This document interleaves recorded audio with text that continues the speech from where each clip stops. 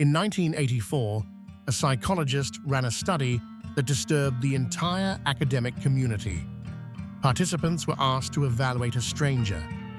Before meeting them, half the group was handed a warm cup of coffee. The other half held a cold drink. That was the only difference. The group holding the warm cup consistently rated the stranger as warmer, more trustworthy, more likable. They didn't know why. They couldn't explain it. They were completely certain the judgment was their own. One cup of coffee, a completely altered perception of another human being. Now ask yourself, if something that small can redirect your judgment without your knowledge, what are larger, deliberate forces doing to your mind every single day? Welcome to the Mind Shadow. This channel exists for one reason: to hand you the knowledge that most people will never encounter. Not because it's hidden in some vault, because most people are too comfortable to go looking. What you're about to learn is called the forbidden psychology of influence. Forbidden not because it's illegal. Forbidden because when you understand it, you cannot unsee it. It operates in your relationships, in your workplace, in every screen you stare at. The people who know these principles have an extraordinary advantage over those who don't. Today, that gap closes. Pay close attention. Everything in this video builds toward a single revelation that will change how you see every social interaction you've ever had. The first mechanism is called the compliance trigger.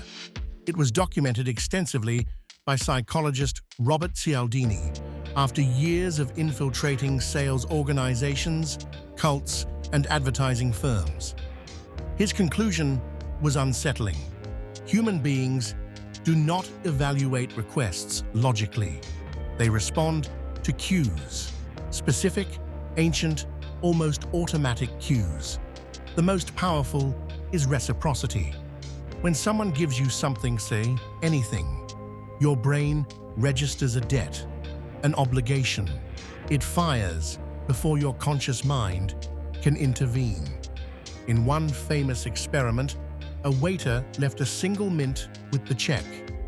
Tips increased by 3%. He left 2 mints. Tips increased by 14%. Then, and this is the critical part, he left 1 mint, walked away, then turned back and left a second mint, as if it were a special gesture just for that table. Tips jumped 23%. The gift didn't change. The framing did. The brain isn't responding to value. It's responding to the feeling of being chosen, singled out, favored. This is how cults recruit.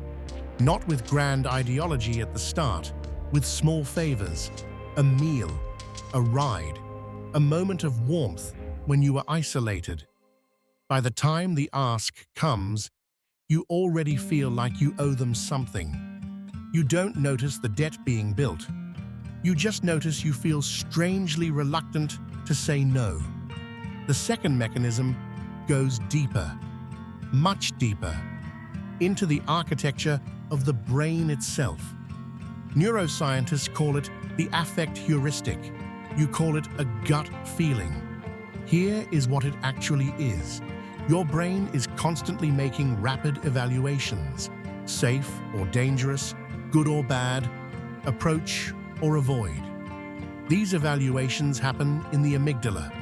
They happen in milliseconds, before language, before logic, before you. The critical discovery is this: those rapid judgments are almost entirely contaminated by prior emotional states. Not facts about the present situation. Feelings from something entirely unrelated. This is the coffee cup study made biological. Researchers at Yale demonstrated that people made significantly harsher moral judgments when seated in a hard, uncomfortable chair versus a soft one. The discomfort leaked directly into their ethical reasoning. They believed they were being rational. They were being physically primed. Now, scale that understanding into the real world. The lighting in a store is not accidental. The music playing in a casino is engineered. The temperature in a boardroom negotiation can be deliberately controlled by one party. Every environment you enter that someone else designed is a priming machine. Your emotional state walks in before your thoughts do. And whoever controls that environment is already inside your decision-making before you've had a single conscious thought. Now here is where this moves from fascinating to personal. These mechanisms are not relics of old psychology experiments. They are deployed against you with surgical precision right now. Social media platforms do not show you content randomly. The algorithm is trained on one metric above all others: emotional arousal. Content that makes you angry, anxious, or afraid keeps you scrolling longer than content that makes you calm. So the feed is continuously tuned to generate low-grade emotional agitation. And in that agitated state, remember what you just learned. Your judgment is compromised. Your amygdala is running the show. You are maximally susceptible to the next piece of content, the next advertisement, the next outrage. The platforms do not profit from your clarity. They profit from your reactivity. Your boss, your partner, your colleague, anyone with sufficient understanding of these principles can apply them in direct conversation. The compliment before the unreasonable request. The vulnerability shared to generate reciprocal disclosure. The manufactured urgency that bypasses your deliberate thinking entirely. This is not conspiracy. This is applied behavioral science. Used ethically, these tools build trust, inspire loyalty, lead people toward genuinely good decisions. Used without conscience, they are the architecture of control.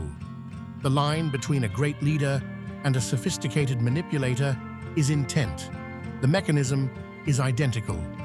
Now for the part that changes everything. Remember that coffee cup study from the beginning. You probably assumed the lesson was about environmental priming, how external physical stimuli affect judgment. That's true, but there's a layer underneath it that the study quietly revealed, and almost no one discusses it. When those participants were told afterward what had happened, when they were shown the data, the majority refused to believe it applied to them. They accepted the science in principle. They rejected that their own judgment had been altered.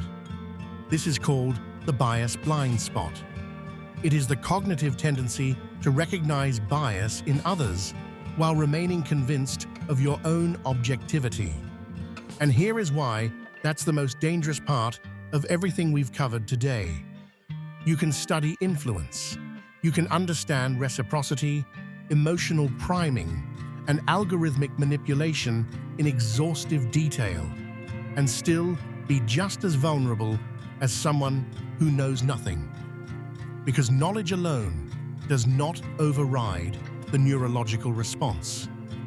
The amygdala fires the same way, whether you've read Cialdini or never heard his name.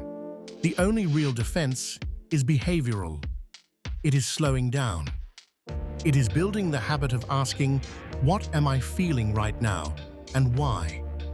It is recognizing that the moment you feel certain of a judgment, certain of a decision, is the exact moment to pause longest. Your certainty is the fingerprint of a successful influence operation. This is the work. Not collecting information, changing behavior. The people who wield influence most effectively are not always the most intelligent. They are the most patient. They understand that the mind is not a fortress to be stormed. It is a door to be opened from the inside. You now know where the handle is. If this changed how you see something, anything, drop it in the comments. The conversation that happens below these videos is unlike anything else on this platform. Subscribe to The Mind Shadow if you want to continue this journey. One video every week. No noise, just the kind of understanding that quietly rewires how you move through the world. I'll see you in the shadows.